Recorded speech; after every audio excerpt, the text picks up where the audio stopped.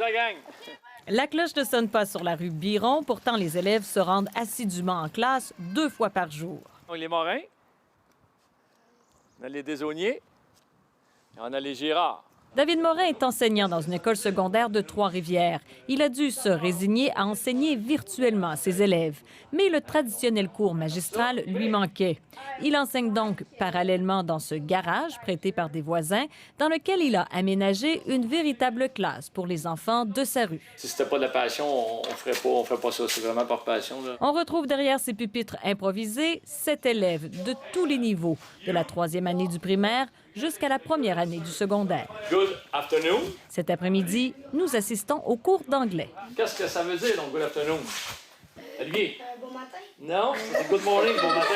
C'est pas grave. Bon après-midi. Bon après-midi. Beau Lily. Un crochet, donc un point bonnet pour Lily. Quand on a appris que les jeunes devaient soit retourner à l'école ou soit donc faire l'école à la maison, on était ambivalent. On voulait pas vraiment les retourner à l'école, mais en même temps, bien, on n'est pas tout apte non plus à enseigner. Donc moi, je me suis offert, j'ai dit, ben, ça me manque, je vais enseigner. Excellent. Au début, il faisait pas chaud au début du confinement, donc le poêle là, était allumé là, le matin, vraiment comme une école de rang, là, comme dans le temps des filles de Caleb. Une école de rang au décor bien moderne. Et même si l'atmosphère est détendue, c'est du sérieux. Les enfants travaillent à partir de leur matériel scolaire et M. David suit le plan fourni par leurs enseignants. Parce que je veux pas qu'ils le fassent juste pour le faire. Je veux qu'ils le fassent vraiment pour progresser, pour s'améliorer, pour arriver prêt l'an prochain. Là, je vais être en communication avec certains enseignants là, qui ont su en fait que je faisais ça, pour essayer de me demander comment vont leurs élèves. OK, excellent.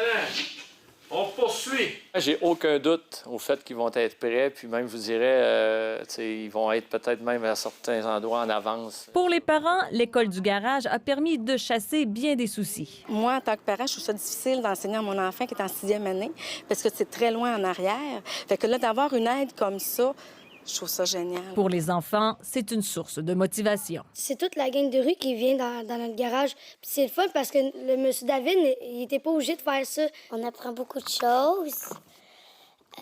Des fois, mes frères et sœurs, ils m'aident. Est-ce que c'est plus fun qu'à l'école? Faudrait pas que mes profs entendent ça, là, mais oui. Il faut dire que M. David a bien des trucs pour les captiver. Aujourd'hui, c'est une sortie. On va aller en vélo. On va aller manger une slush au village. La journée d'école se termine donc au casse-croûte chez Lulu avec des élèves et un enseignant comblé. Si la motivation et la réussite vont de pair, l'école du garage pourra certainement ajouter quelques étoiles à son cahier. Ici Valérie Gamache, Radio-Canada, Saint-Étienne-des-Grès.